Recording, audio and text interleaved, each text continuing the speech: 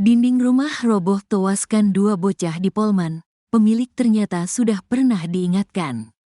Dinding sebuah rumah roboh di Jalan Bahari, Kelurahan Pekabata, Kecamatan Polewali, Kabupaten Polman, Sulawesi Barat, Selasa, 23.04. Sekira pukul 14 WITA menewaskan dua bocah yang sedang bermain-main di sekitar rumah tersebut. Korban meninggal dunia bertambah jadi dua. Putra Lais Mubaid, 10, dan Abiza Rahmat, 6. Sementara satu bocah bernama Muhammad Bilal, 4, kritis dan terbaring lemah di rumah sakit. Dia meninggal dunia dini hari tadi. Jenazahnya sudah dipulangkan ke Polewali. Terang Kapolsek Polewali, AKP Frans Gerardus kepada wartawan.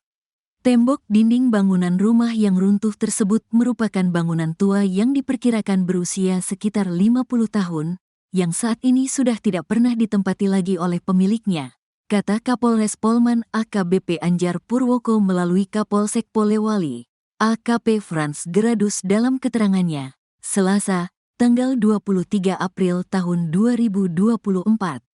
Diketahui, 3 korban masing-masing bernama Putra Lais Mubaid, 10, Abizar Rahmat, 6, dan Muh Bilal, 4. Muhammad Bilal saat ini jalani perawatan di RS Haja Andi Depu Polewali. Sementara korban meninggal Putra Lais Mubaid dan Abizar Rahmat telah dibawa ke rumah duka untuk disemayamkan. Ketiga korban langsung dievakuasi ke rumah sakit.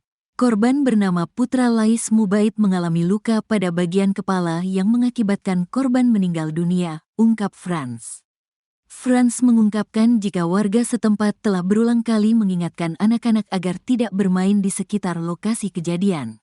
Begitupun dengan pemilik rumah yang sudah pernah diminta untuk membongkar atau memperbaiki dinding tembok bangunan rumah tersebut karena sudah lapuk, ujarnya.